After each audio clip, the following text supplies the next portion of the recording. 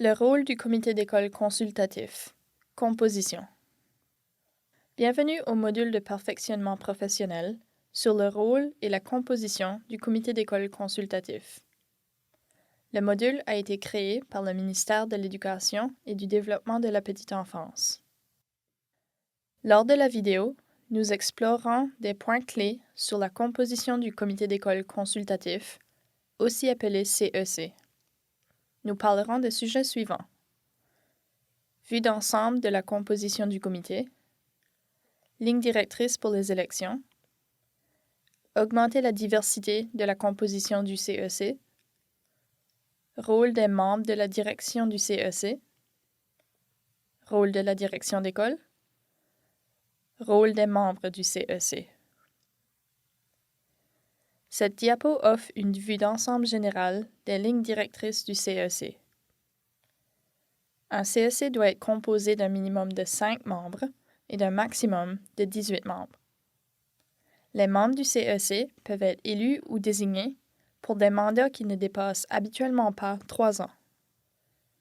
La durée des mandats est déterminée par les règlements administratifs du CEC.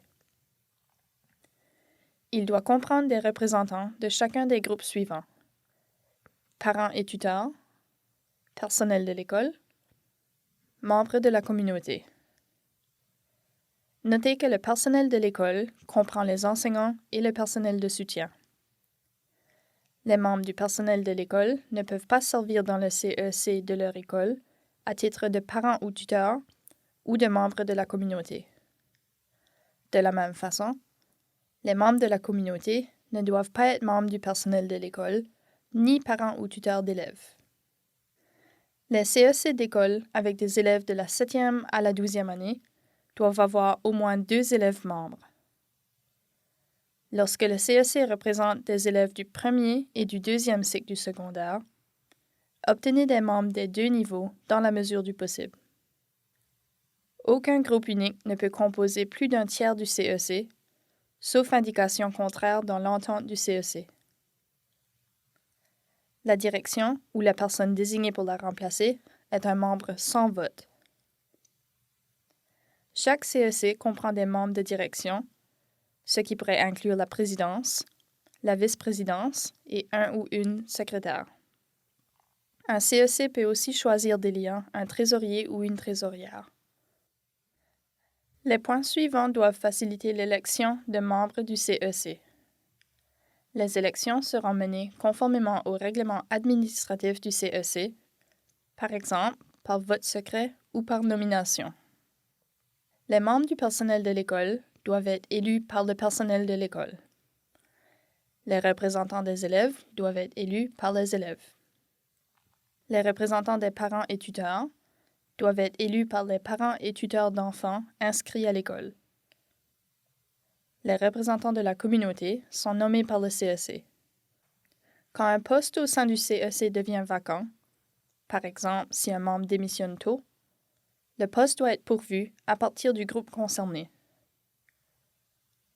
Les postes vacants pendant moins de 6 mois peuvent être pourvus par nomination du CEC. Les postes vacants pendant plus de 6 mois seront pourvus conformément au règlement administratif sur les élections ou les nominations des groupes concernés pour le reste du mandat. Les membres du CEC qui sont absents lors de 3 réunions consécutives peuvent être éliminés du CEC, comme établi dans les règlements administratifs. Le mandat des postes ne doit pas dépasser 3 ans. Le nombre de mandats consécutifs que peut servir un membre est établi dans les règlements administratifs du CEC.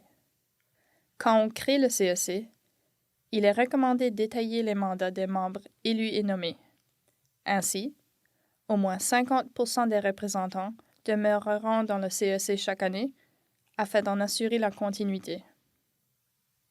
Les CEC peuvent choisir de nommer des postes dans au moins un de leurs groupes pour représenter la diversité de leur communauté, conformément à l'entente et au règlement administratif. On doit s'efforcer d'assurer que la composition du CEC reflète la diversité de la communauté qui est servie par l'école. Ceci comprend, entre autres, Afro-néo-écossais, peuples autochtones, autres personnes visibles sur le plan racial, personnes ayant des incapacités.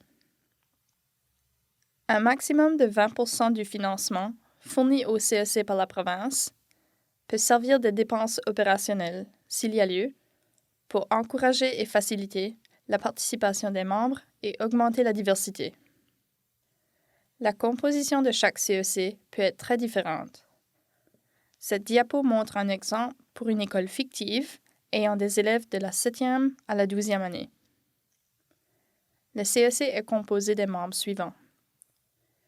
Une direction d'école, membres sans vote, 4 parents ou tuteurs, avec des places désignées pour au moins un parent ou tuteur afro-néo-écossais et au moins un parent ou tuteur autochtone, 4 employés de l'école, 3 élèves, 2 de la 10e à la 12e année et 1 de la 7e à la 9e année, 3 membres de la communauté. Chaque CEC a des membres de direction, ce qui peut inclure la présidence, la vice-présidence et le ou la secrétaire. La présidence d'un CEC organise, ouvre et anime chaque réunion. Elle crée l'ordre du jour de la réunion, en consultation avec la direction de l'école, et en assure le respect, ainsi que le respect des règlements administratifs. La présidence encourage tous les membres à communiquer leurs perspectives, leurs intérêts et leurs préoccupations lors de la discussion.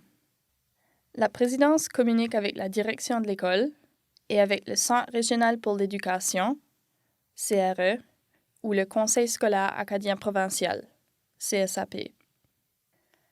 La présidence aide le CEC à arriver à un consensus et résout des conflits. Elle aide la direction d'école avec les communications publiques au sujet des activités du CEC. Les CEC ont l'option d'avoir une vice-présidence. La vice-présidence sert de présidence quand cette personne est absente. Le ou la secrétaire du CEC prend des notes et distribue des résumés des réunions, puis s'assure que ces résumés sont affichés dans un endroit que le public peut consulter, par exemple le site web de l'école. Note: la présidence du CEC est élue annuellement par les membres du CEC. Idéalement, la présidence ne doit pas être membre du personnel de l'école. Les directions d'école ne peuvent pas servir de présidence. La direction de l'école est un membre sans vote. La direction d'école collabore avec la présidence du CEC pour préparer l'ordre du jour des réunions, facilite le fonctionnement efficace du CEC, assure que le plan d'amélioration de l'école est un point permanent à l'ordre du jour, contribue à la création du rapport annuel et s'assure qu'il contient les informations requises, collabore avec la présidence pour transmettre des communications publiques sur les activités du CEC, contribue aux révisions de l'entente et des règlements administratifs du CEC, consulte le CEC à propos de questions sur l'éducation, apporte son soutien aux activités de perfectionnement professionnel organisées pour le CEC par le ministre, le CRE ou le CSAP ou d'autres partenaires en éducation, communique avec le CRE ou le CSAP et le ministère de l'Éducation et du Développement de la Petite Enfance au nom du CEC. Tous les membres du CEC offrent aux directions d'école des conseils sur les programmes et les politiques de l'école par l'entremise du CEC lors des réunions,